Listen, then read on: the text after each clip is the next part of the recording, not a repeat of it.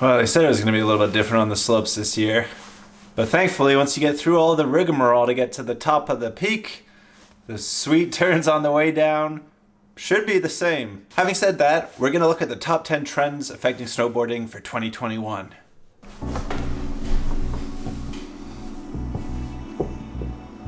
Let's go on hold.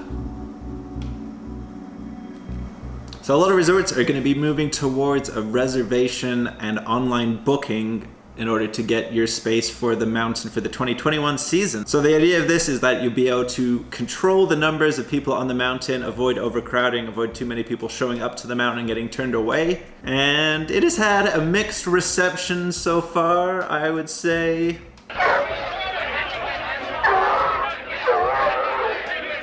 Yeah, it's definitely going to change the way that we approach skiing and snowboarding. None of that very lax, laid-back approach of just showing up kind of the morning of with your coffee and your Danish and going up to the counter and getting your ticket. Like, everything is going to have to be done at least a while in advance, depending on how busy the days are. Partly if you go to these places in the low season when it's not too busy, especially during the weekdays, you should be able to book the day before, hopefully. But during Christmas week, during those busy times, Easter, etc., there's going to be people booking ahead for sure. So if you guys are going on a holiday, then you are going to want to book that up ahead of time and make sure that you have that locked in so there's no surprises when you get there. Speaking of, Whistler Blackcomb just opened up their reservation system for the first time today. So let's go and have a little look. Logging on, entering waiting room. And how many people are in line before me? 122,000! Waiting time, more than 1 hour. 3 hours later. Alright, so I did manage to get online and book some days. The over 1 hour was closer to 4 hours, just under 4 hours, I think. I mean, what could go wrong with having all of your resorts go onto one website? So the reservation system is going to depend completely on which resort you're going to. Some resorts are going to follow a reservation system, others are not. Others are going to have a reservation system just for the parking, like Copper in Colorado, but not for the passes. And then you have the interesting case of a-basin in Colorado, because they're selling an unlimited season pass, but they're selling a very, very limited amount of those. And then they have the Ikon pass, and then you have the general public as well. So lots of different reservation systems coming in. I'm sure there'll be lots of issues as they get rolled out. And I think the important thing is just to see how it goes throughout the season and to make sure that you book your days for any trips that you have planned or any friends that you have coming to town ahead of time, because otherwise it's going to be a little bit more up to the gods. Hello? Hello? I just had to grab a coffee after that traumatizing reservation experience and bring fact to the light that we probably won't be using our passports that much this year.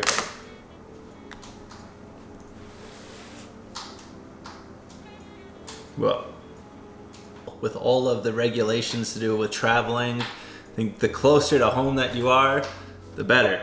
At the moment, we got the US-Canadian border still closed. UK went into lockdown for a month. The Austrian resorts are closed, they're going into lockdown. You can't get into Japan. The best thing here is to keep it within your own country if possible, which I know is not available to everybody.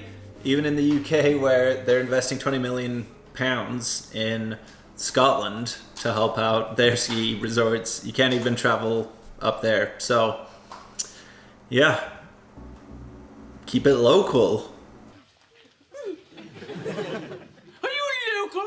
Keeping it local, hey yo. And on the theme of keeping it relatively local, definitely going to see less public transport, less planes, more people choosing resorts that they can drive to instead of flying to resorts. I know at least here in Whistler, everybody is getting a pass this year because everybody's got crazy cabin fever. Fever? And Vail has actually seen their sales increase by 18% over last year. But again, a lot of people aren't going to be able to travel abroad, and I've already seen that as a potential issue and have just kind of given up on snowboarding for this year, which is a huge bummer.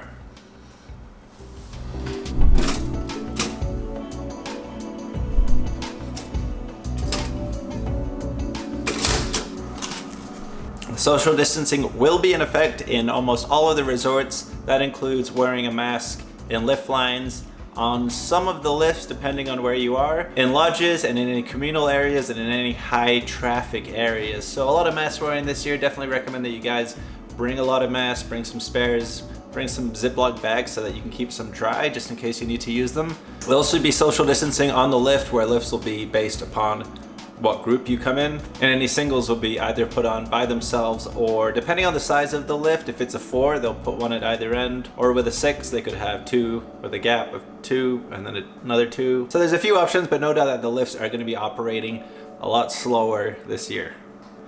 And it's not just the reduced capacity of the lifts. Some of the resorts will be working at reduced capacity based on the amount of staff that they have, but they may reduce the amount of skiable area as well as limit some of the lift access. Probably won't surprise you guys to know that a lot of ski resorts rely on foreign workers in order to run. Here in Whistler, about 45% of the workforce is foreign, compared to about 3% nationally. The main issue for staffing for resorts this year is that there's been a real limit on the amount of foreign visa applications that have been accepted, so they're not actually taking in a lot of people from foreign countries, and they're kind of leaving a lot of the ski resorts without people to hire. There's nobody there. There's no Australians coming, there's no Kiwis coming, there's no South Americans. And this has been highlighted by some of the Colorado ski resorts, especially the ones that open up very early in the season. In order to overcome this, a lot of the resorts have been thinking outside of the box. So they've actually been going to get local high school and college students. Instead of doing all of their courses online at university, they're trying to bring them out to the ski resort, and they can spend their time skiing and watching lifts. I know at least here with Vail, if you are an employee of the resort, you don't have to use the reservation system, so you can just go whenever you want, and you don't have to bother going online and waiting and clicking buttons and whatever. It's more like the old days. So that's included for part-time or full-time workers of Vail Resorts, and that definitely helped them get the staff that they need in order to get the mountain running. So yeah. And speaking of food, of course, the food situation is going to be really different on the mountain at the resorts for all meals, basically. Getting a place with a kitchen this year is definitely going to be highly sought after, and I would definitely recommend it if you guys can do it. The catered chalets, which are a staple to the European Alps, have all but moved to self-catered. Breakfast buffets are gone, or they're going to be serving them to you themselves. At lunchtime on the mountain, you either have these intimate chalets, which are going to be hard to social distance because they're so tight, or you have these mega restaurant places like we have here in Whistler, and then they're going to be operating usually social distancing. Some places are moving to outside only, and one of the things I have been hearing is use the car as your lodge, and the idea being to move people away from the lodges, get people basically eating, doing all their organizing, everything at the car, hopefully not going to the toilet, but I would definitely recommend bringing some fold-up chairs, some wet wipes, and being really planned just in case you are stuck at your car. But yeah, walking in your ski boots to your car, some places, man, it definitely pays to be a snowboarder. And then in terms of nighttime dining, a lot of restaurants are moving to reservation only. Some will be available only through the app, and at least from what I saw last year, there were some big lineups for restaurants. So if you have that option to eat at home, that's definitely going to make a huge difference in case it's not as feasible to eat out. And other resorts like Big Sky in Montana are offering takeout food for the very first time, so the resorts are trying to adapt to the new situation and just kind of keep everybody spaced out. Also keep in mind that not all restaurants are going to be opening up this winter, so just keep an eye out on what is out there, what is available, and make sure you keep your bellies full.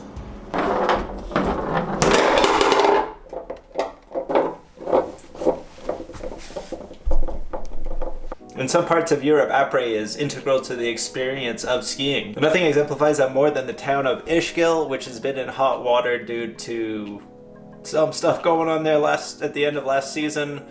So definitely going to be more low-key, people going to more traditional ski culture, where it's all about the skiing and less about the partying. In some places you can order at the bar, other places it's only table service. Some places won't have any indoors, other places you'll have to take it back to your resort room So they try to keep the party within your group. And again, with this, the most important thing is to check with your local resort, because it is going to depend basically on where you are and what the regulations are there at the time.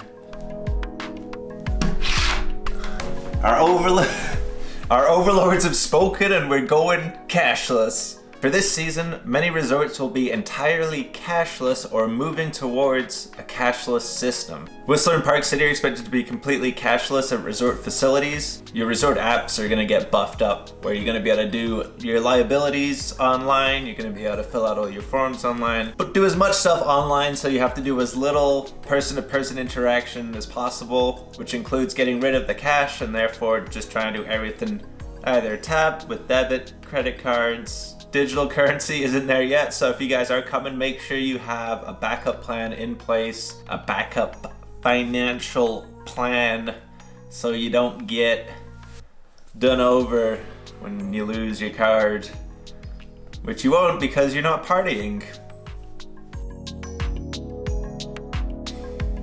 And lessons out on the mountain this year are going to be looking a little bit different. The whole setup is going to be kind of geared towards minimizing any indoor time together and also minimizing your bubble. Generally, most ski resorts will still be operating ski and snowboard lessons, but usually they're going to be at a reduced size, reduced length, reduced fun.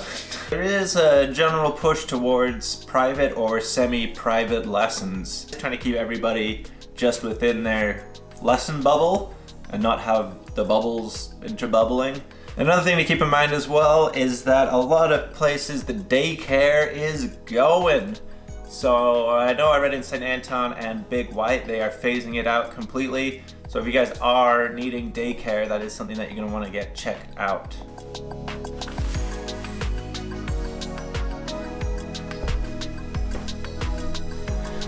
And as you guys have probably experienced wherever you are living in the world, the retail experience is definitely going to be different this year, with limits on the amount of people that go into the store, face covering, social distancing, and limits on what type of gear you can try on. Some retail stores are prohibiting the trying on of any equipment that comes into close contact with the face, including goggles and face masks. Does make it a little bit harder to make sure that you don't get your Gorby gap. Oh, ayo. While other stores are allowing you to try stuff on, but then they are quarantining the equipment afterwards before they put it back out on the shelf. I know as far as goggle companies goes, Bole produced an app where you can get a digital version of their goggles put over your face with your helmet on, and that way you can see. And a trend that we're gonna see skyrocketing this year, at least if my purchases have anything to show for it, is backcountry gear. Backcountry sales had been on the rise even before the lockdowns in 2020, and it's expected now that they're going to go gangbusters. The executive director for the American Institute for Avalanche Research and Education said, "We expect backcountry use and demand for avalanche education to be at an all-time high this year." And there's also stories of online retailers having their sales of backcountry gear going up 500%, as well as at the end of last year when everything was on lockdown, generally sales of ski equipment went down apart from backcountry gear, which went up. Sales of alpine touring equipment rose by 15% during the 1920 season, which was the largest of any category within the ski and snowboard industry. Resorts are responding in kind to this increased demand, with Alpine Snowmass having a designated uphill route for skinners to use to access the backcountry, and Jackson Hole having uphill traversing on the Rendezvous Bowl for the first time ever. Which sounds cool. And then there's Bluebird Backcountry Resort, which is like a normal resort, kind of, but without the chairlifts, without peace, which is kind of like a normal resort. You have ski patrol, you have lodges, you have an area you can ski.